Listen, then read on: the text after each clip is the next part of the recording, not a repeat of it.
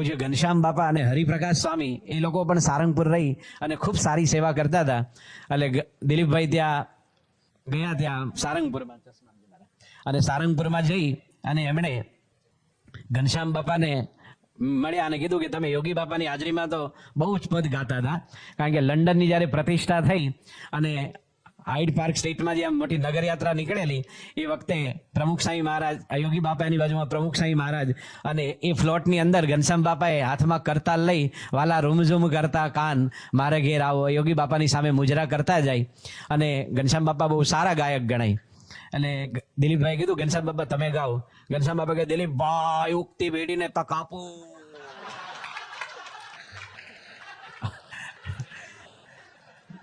તો કે ના ઘનશ્યામ બાપા તમે પ્રયત્ન કરો. તો ઘનશ્યામ બાપા કે હું જ્યારે ગાઉં ને તો મારી જોડે અલારખા સાહેબ ભલે દુનિયાના બેસ્ટ તબલા વાદક ગણાય, અલારખા, ઝાકીર હુસેન, અનિંદો ચેટર્જી, શામતા પ્રસાદ, કિશન મહારાજ કોઈ ન ચાલે. મારી જોડે એક વલ્લભ જ ચાલે, કૃષ્ણ વલ્લભ, જે વલ્લભ સ્વામી દોકડ વગાડતા જે ખોળામાં મૂકીને. એટલે પછી ઘનશ્યામ બાપાને આપ્યું. તો ઘનશ્યામ બાપા છે એ જ્યારે જય બોલાવે તો જ્યારે ક્રિકેટની ભાષામાં કહે ને રાઉન્ડ ધ વિકેટ હોય છે, એમની જય છે ને આપણે બધા જય બોલાવીએ, સ્વામિનારાયણ ભગવાનની જય એમ કરીને શરૂ કરીએ. તો ઘનશ્યામ બાપાને આ ભજન આપ્યું. એટલે ઘનશ્યામ બાપાએ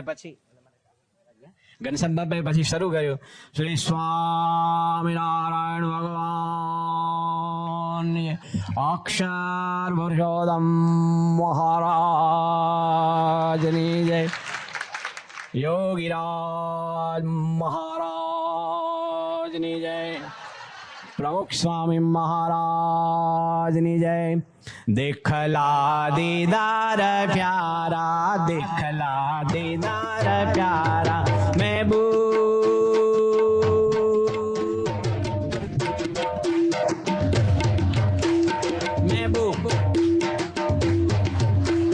महबूब तुम हमारा रे, दिखला दीदार प्यारा, दिखला दीदार प्यारा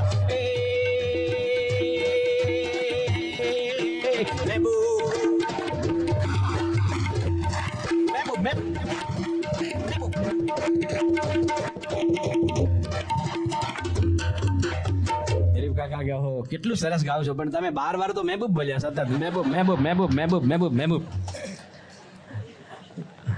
અને આ ભજન ઉર્દુ છે અને આવી રીતે એને જ્યારે લોકોની સામે મૂકશું કદાચ ન પણ સ્વીકારે. ઘનશ્યામ બાપા કે જેવી યોગી બાપાની મરજી, ચાલો વાસુદેવ રૂમમાં.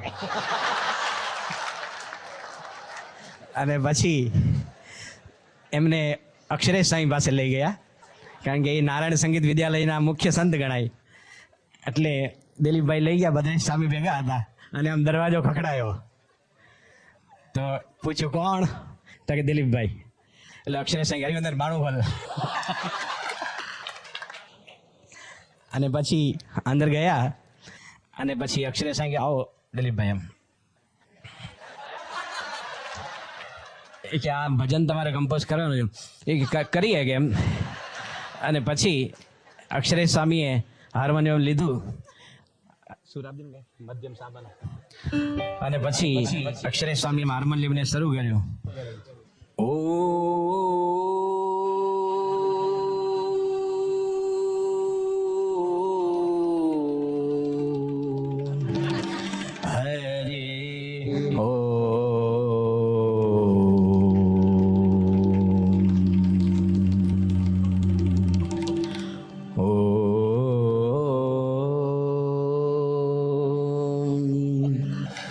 दिखला दीदार प्यारा, दिखला दीदार प्यारा ए महबूब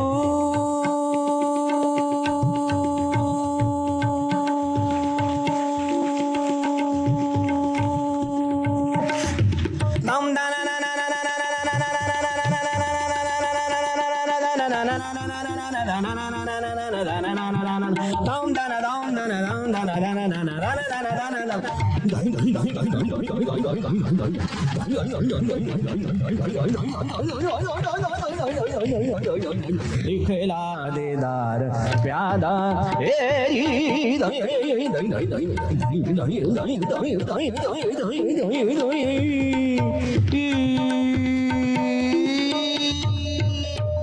એમની 21 મિનિટ સુધી ગાયું. એની વચ્ચે ભદ્રેશ સ્વામી દિલીપભાઈ ધોળકિયાને નાસ્તો કરાવીને લાવ્યા. એમણે ગાયું વચ્ચે નાસ્તો કરાવીને પાછા લાવ્યા. અક્ષરે સાંઈ કે કેવું લાગ્યું કાકા? એમ કાકા કે ફેન્ટાસ્ટિક, કે ખમણ બહુ સરસ બનાવે લાગે. અને એમની પાસેથી પછી આ ભજન લીધું. અને અમારા બધા જેટલા સાધકો અત્યારે ટ્રેનિંગ લે છે, અને બધાને ઘણા તો ખ્યાલ નહીં હોય કે 1976 થી 81 વચ્ચે પૂજ્ય યોગીચરણ સ્વામીના નેતૃત્વ નીચે અમે જ્યારે કીર્તન આરાધના કરતા, ત્યારે ઘણી બધી શ્રેષ્ઠ આરાધનાઓની કોમેન્ટ્રી એ પૂજ્ય નારાયણ મુનિ સ્વામી આપતા.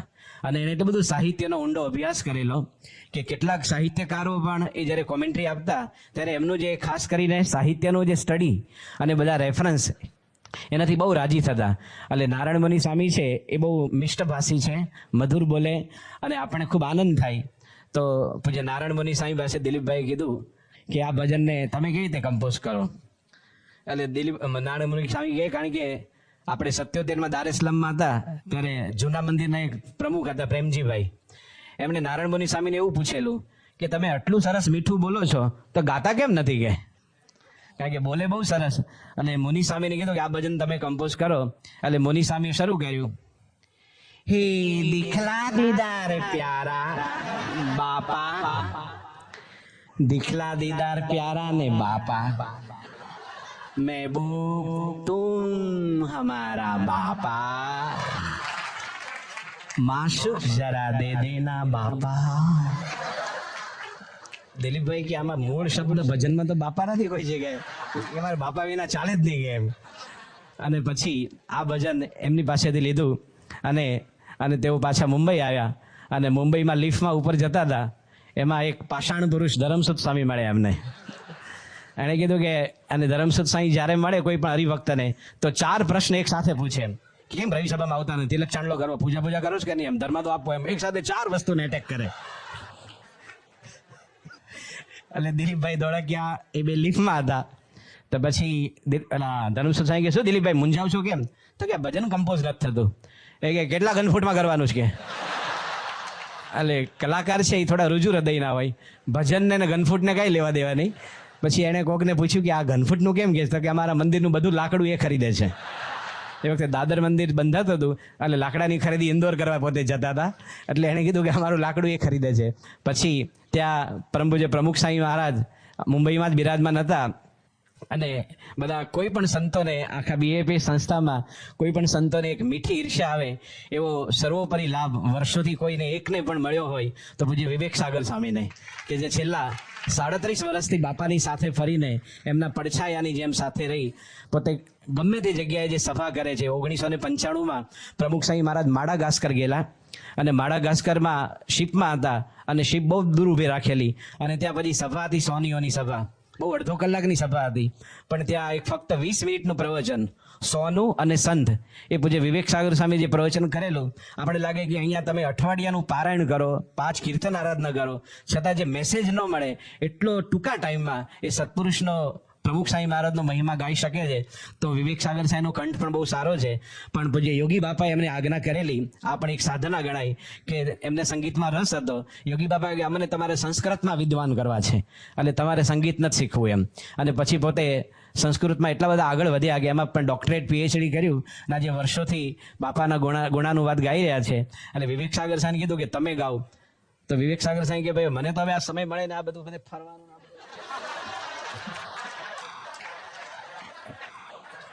એટલે પછી કે ના પણ તમે કમ્પોઝ કરો. એટલે પછી એમણે શરૂ કર્યું, વંદે શ્રી પુરુષોત્તમં જ પરમં ધામાક્ષરં જ્ઞાનદં વંદે પ્રાગજીવક્તમેવ મનગં બ્રહ્મા સ્વરૂપં મુદા વંદે યજ્ઞપુરુષદાસ શરણં શ્રી યોગીરાજં તથા વંદે શ્રી પ્રમુખં ગુણાલય ગુરું મોક્ષાય ભક્ત્યા સદા દિખલા દીદાર પ્યારા હે મહેબૂબા તુમ હમારા माशूक जरा ज देना नैनों का नजारा इतने में तो होएगा आशिकों ना गुजारा दिखला दीदार प्यारा हे महबूबा तुम हमारा आमा जे महाराजे दिखलानो जे આપણે હમણાં 6 દિવસ અક્ષરફામમાં એમનું પારણ સાંભળ્યું તો હરિલામૃત એમનો અવાજ સાંભળવું એ પણ એક આનંદ છે. દિલીપભાઈ આ બહુ સરસ છે, એમ ભલે ટ્રેડિશનલ સ્ટાઇલ છે પણ આપણે જ્યારે લોક સમુદાયની વચ્ચે મ્યુઝિકની સાથે મૂકવાનું છે. અને પછી આ ભજન એમની પાસેથી લીધું અને એ વખતે બાપાને મળવા અમેરિકાથી કેસી કાકા આવેલા, કેસી પટેલ. તો કેસી કાકા છે ને એમનો અવાજ બહુ હાઈ પિચનો છે.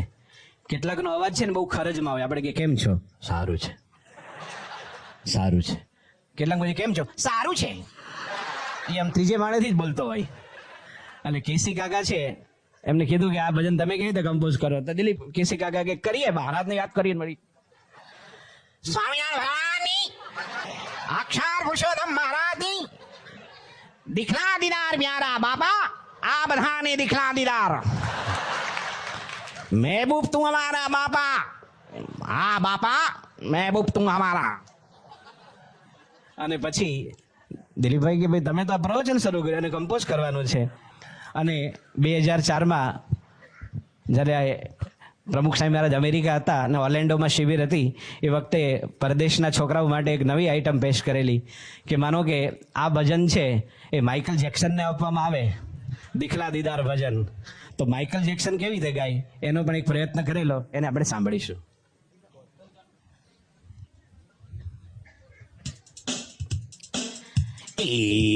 Okay. Okay, are you ready? Oh, hey, come on. Hey, let's say. Hey, okay, bye. Hey, dikla. Hey, dikla. Hey, pyara. Hey, babu.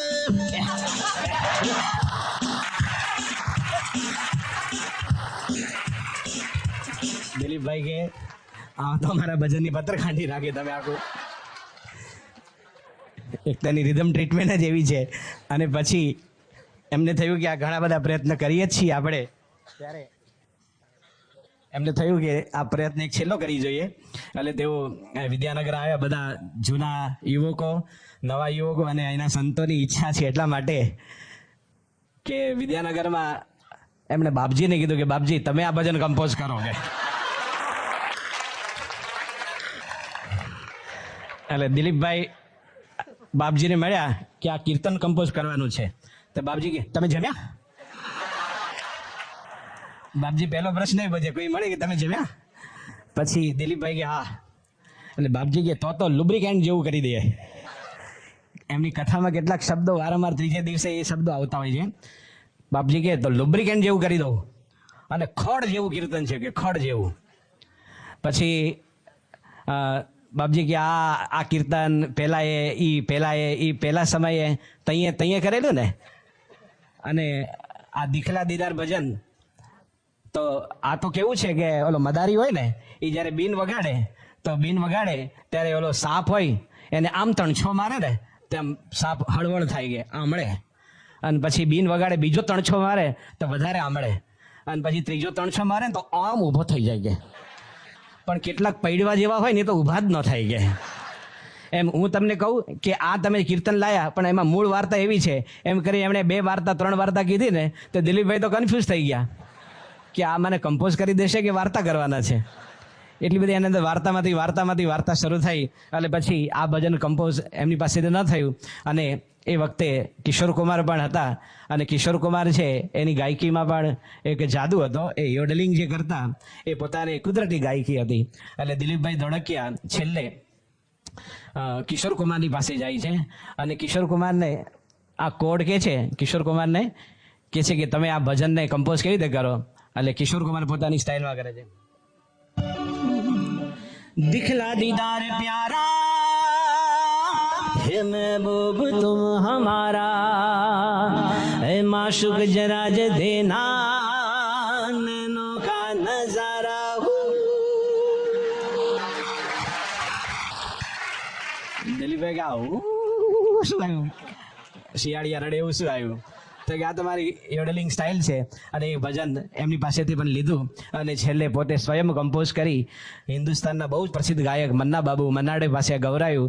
અને આજે પણ આ જે આપણા ભજનો છે એ હિન્દી ભજનોની અંદર બહુ અનુપમ ગણાય એવું એ ભજન, એની એક જ કડી ગાઈ આપણે કીર્તન પૂરું કરશું.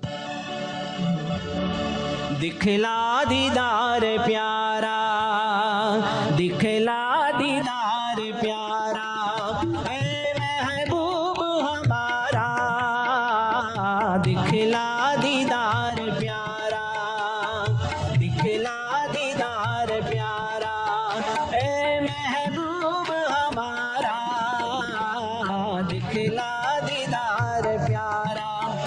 માશૂક જરા દે દેના, माशूक जरा दे देना नैनों का नजारा, इतने में तो होएगा, इतने में तो होएगा आशिकों ना गुजारा. दिखला दीदार प्यारा, दिखला दीदार प्यारा, दिखला दीदार प्यारा.